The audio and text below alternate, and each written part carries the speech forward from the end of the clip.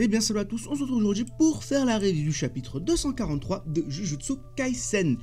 Alors, bon je le dis dès le début les amis, parce que je vois dans les commentaires ça me demande par rapport au montage, parce que oui en effet j'ai dit que j'allais faire du montage de plus en plus sur les vidéos.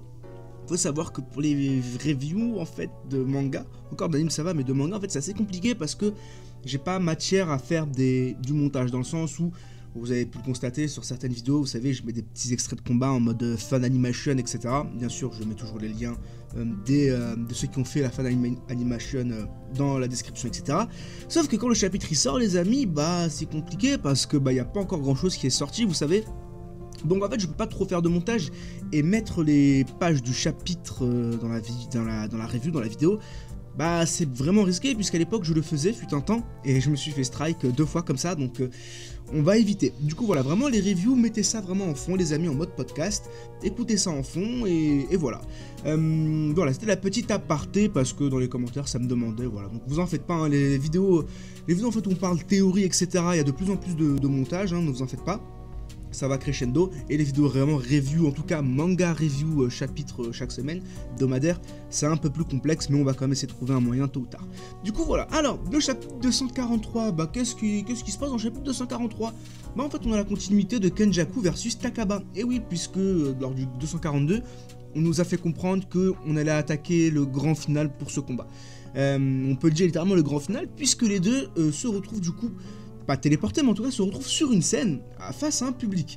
Donc on se dit ouais c'est un sorte de one man show, etc., etc. Ça va être un peu des blagues par-ci par-là.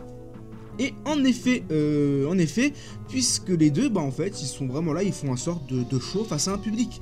Donc voilà, la scène est vraiment stylée, et forcément quand on voit ça, vous savez, les deux avec un costard cravate, etc. Ça nous fait penser, vous savez, à cette fameuse cover de Gojo et de Geto, justement, tous les deux sur une scène, face à un micro, devant un public. Vous savez, c'était une petite page cover à l'époque où les deux étaient encore en vie d'ailleurs. Hein. Mais voilà, du coup, forcément, pendant tout le chapitre, moi j'ai vraiment pensé à ça, vous voyez, et puis surtout, en fait, Akutami, il est pas bête, puisqu'il a vraiment bien insisté là-dessus, parce qu'en fait, vraiment, imaginez-vous à la place de Takaba Gojo, genre à la place de la tête de Takaba vous mettez la tête de Gojo, ça passe puisque les deux vraiment ils ont des discussions pas loufoques, mais des discussions vraiment bêtes un peu, vous voyez. Et vraiment j'ai trouvé ça vraiment mignon, dans le sens où c'est cool pour Gege il nous passe il nous donne en fait un petit peu ce qui aurait pu se passer sur cette fameuse scène, sur cette fameuse page cover entre Gojo et Geto face au public, quoi. Ils auraient fait un sort de one man show plus ou moins pareil. Du coup voilà, on va pas trop s'attarder non plus sur le one man show, puisque en fait c'est des blagues, vous voyez, c'est vraiment des blagues. Alors moi je vais pas vous mentir, ça n'a pas marché sur moi du tout, et ça j'en reviendrai à la fin par rapport à ce combat de toute façon. Mais voilà, ça a pas trop marché sur moi, voilà, on a les deux qui discutent, ça parle un peu d'une histoire du Momotaro. Donc voilà, il y a Kenjaku qui dit qu'il connaît pas cette histoire parce que sa maman c'était une femme célibataire et qu'elle s'est pas occupée de lui, etc. Puis après en fait il dit l'inverse, en mode oui mais ma maman elle est très gentille, elle s'est toujours occupée de moi, elle m'a raconté plein d'histoires et tout. Donc là Takaba il est en mode en fait tu te fous de ma gueule et tout. Pareil au début, il lui demande ouais si t'es libre le jeudi, ça m'a fait rire d'ailleurs, hein, parce que François Sentinelle, pour ceux qui ont la ref. Mais ouais voilà, donc ils étaient là en mode ouais si t'es libre le jeudi, non moi je peux pas, mais pourquoi? Parce que c'est pour un déménagement, et l'autre homme d'avant en fait tu me prends pour un esclave en fait. Bref vous voyez des petits trucs comme ça, vraiment un petit one man show, vraiment c'est vraiment un petit sketch, vraiment en fait c'est même pas un one man show, pour le coup c'est vraiment un sketch, hein. C'est un sketch devant un public, donc voilà c'est vraiment pour conclure le combat en bonne et due forme entre les deux. Les deux qui ont une véritable complicité d'ailleurs, hein. Ça c'est vraiment à noter. Kenjaku il a une véritable complicité avec Takaba, mais vous savez c'est pas la même complicité qu'il peut avoir avec Sukuna ou bien avec Jogo par exemple, etc. C'est vraiment une complicité autre en fait, c'est une bonne complicité, vraiment les deux se comprennent d'une certaine façon. En fait c'est un petit peu une sorte de complicité en mode c'est deux potes, c'est vraiment deux potes qui s'entendent vraiment bien et un peu à la Gojo et à la Geto en fait. Vous avez vu cette complicité qu'il y avait entre les deux? C'est pas exactement la même, attention, mais ça y ressemble je trouve. Donc vraiment j'ai bien aimé ça parce que vraiment entre le dernier chapitre, le chapitre 242 et celui-ci vraiment, Kenjaku il est épanoui, on a l'impression il est épanoui, il est heureux et c'est vrai que c'est rare de voir Kenjaku heureux pour de vrai, vous voyez. Donc vraiment j'ai énormément apprécié ce passage, cette facette-là du chapitre, du combat, hein, vraiment. C'était sympathique à voir. Donc voilà, encore une fois, ça fait des blagues, ça parle des animaux, etc. Ça parle de donner manger des oignons à un chien, sauf que c'est empoisonné. Il est en mode ah mais oui mais c'est vrai, mais patati patata. Puis après ça parle de Labrador, etc. Bref, voilà un petit one man show, voilà. Mais encore une fois, pour le coup, moi ça a pas spécialement pris sur moi. Hein. J'ai pas accroché. Je vais pas vous mentir, j'ai pas accroché. Encore une fois, ça je reviendrai en fin de vidéo. Et surtout, bah à la fin en fait, on a Takaba qui est épanoui, et là en fait, Kenjaku il voit directement qu'il y a un truc qui cloche un peu avec Takaba et qu'il est pas comme d'habitude et il lui demande si ça va et tout. Et Takaba qui lui répond ouais que ça allait, mais enfin que ça va, mais qu'en fait il pense juste au rideau parce qu'en fait ce qu'il est en train de vivre en fait c'était son rêve à Takaba, une scène comme ça, un public comme ça, des fanboys, des fangirls, etc. Bon en fait c'est son objectif depuis le début et qu'en fait à l'époque il pouvait même pas vraiment se considérer comme un comédien, vous voyez. Donc franchement c'est beau pour Takaba parce que d'une certaine façon grâce à Kenjaku qui vous savez est censé être présenté comme le méchant, le grand méchant de Jujutsu Kaisen au-delà de Sukuna, bon au final ce même méchant a réalisé le rêve d'un gentil, vous voyez, le rêve d'un gentil qui est en fait de faire un one man show face à un public, etc., d'être un comédien tout simplement. Et vraiment je trouve vraiment que c'est beau, je trouve que c'est beau parce que ces deux dans les chapitres vraiment Gege il insiste sur ce côté entre guillemets humain de Kenjaku, parce qu'encore une fois Kenjaku c'est un cerveau, vous voyez, c'est un cerveau, etc., c'est un sorte de fléau, il est là, il change d'autres tout le temps, et au final en fait au-delà de ça on sait, enfin avant tout c'est un humain, avant d'être un sort de fléau, Kenjaku c'est un humain tout simplement, et du coup lui aussi il peut ressentir des choses, etc., lui aussi il peut ressentir de l'humour, de l'amitié, de la tristesse, etc., ouais c'est un humain, donc j'ai bien aimé. Pour le coup, là-dessus, il a bien géré Takaba, surtout encore une fois lors du 242 et lors du 243, donc ce chapitre. Du coup, voilà, vraiment pour le coup, ça, il a géré là-dessus. Donc voilà, puis en plus, on voit du coup les fangirls de Kenjaku qui sont là en mode avec des petites pancartes en mode ouais, s'il te plaît, t'es trop beau, je suis trop fan de toi, mais s'il te plaît, enlève tes points de suture, etc. Et oui, parce que du coup, Geto de toute façon, il les est présenté comme quelqu'un d'extrêmement beau gosse, tout comme Satoru, hein, mais ces deux-là, c'est vraiment le duo de beau gosse qui plaisent à toutes les femmes, etc. Donc forcément, les filles sont là en mode ah là là, il est trop beau, mais s'il te plaît, enlève tes points de suture et tout.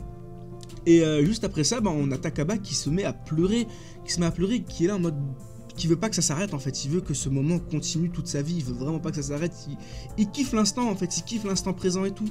Et vraiment on a vraiment les pages, enfin les images, les cases sur Kenjaku qui regarde Takaba, c'est stylé parce qu'il est là en mode ouais, pleure pas et tout, mais vous voyez, on sent vraiment que en fait qu'il n'y a pas de méchanceté derrière tout ça. En fait on en vient presque à oublier le combat, que les deux en fait ils font pas partie du même camp et que les deux doivent se battre et tout.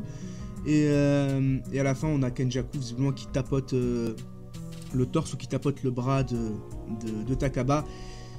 Et en fait c'est fini, et c'est la fin du combat, et par la même occasion la fin de ce show, de ce one man show, de cette comédie. Donc voilà, et puis vraiment le moment vraiment stylé c'est que vous savez il y a le fameux Stenprou du Warstrong de Sukuna qui dit face à Jogo, et bon d'une certaine manière face à Gojo aussi, bref, et là on a eu plus ou moins la même chose, mais c'est tu sais tu étais vraiment marrant. Donc voilà, c'est l'équivalent du Stenprou de You Are Strong, vous voyez. Donc voilà, c'était cool, c'était vraiment sympathique. Et on voit vraiment Kenjaku qui est heureux, qui sourit pour de vrai, sans mauvaise arrière-pensée, en oubliant même le combat, vous voyez.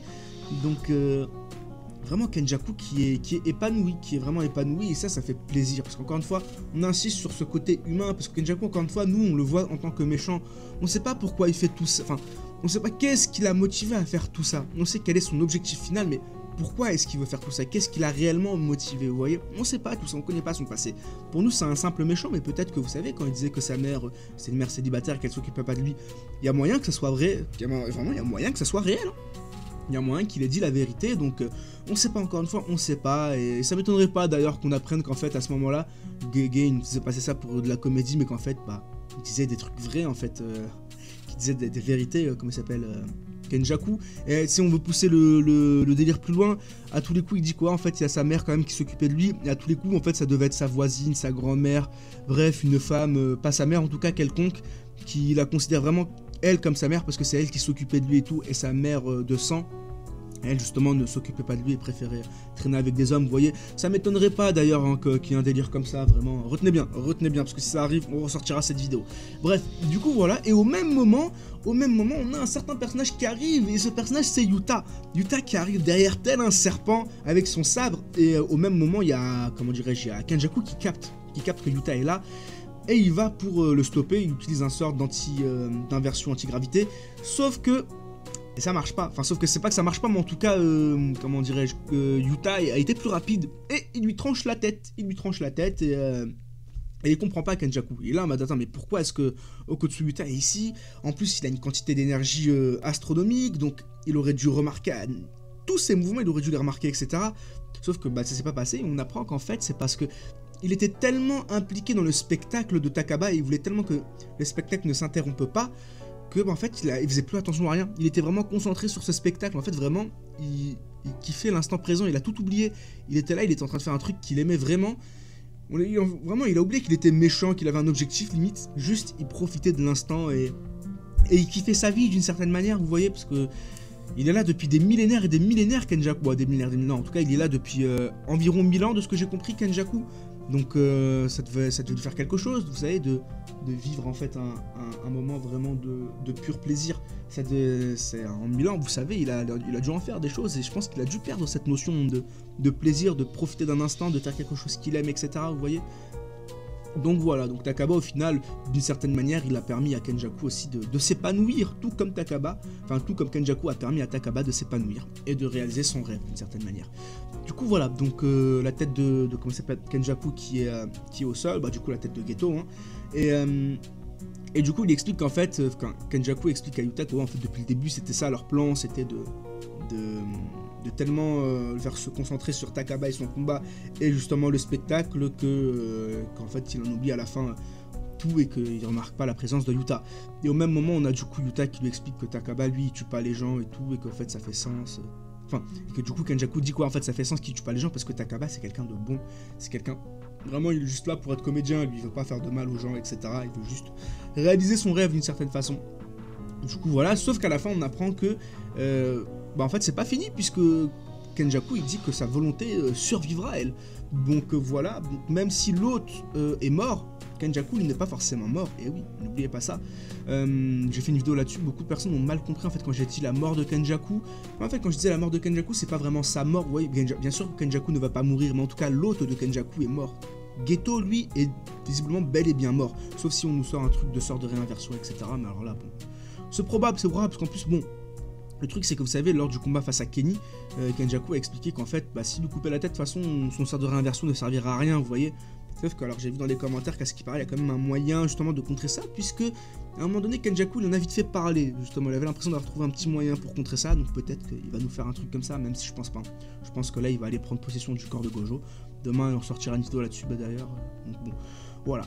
Mais ouais, je pense qu'il va prendre possession du corps de Gojo, et qu'il y a de nouvelles carabistouilles qui va arriver, mais en tout cas que la fin de Geto, en tout cas la fin de Geto a signé, ça y est, là Geto va enfin pouvoir reposer en paix.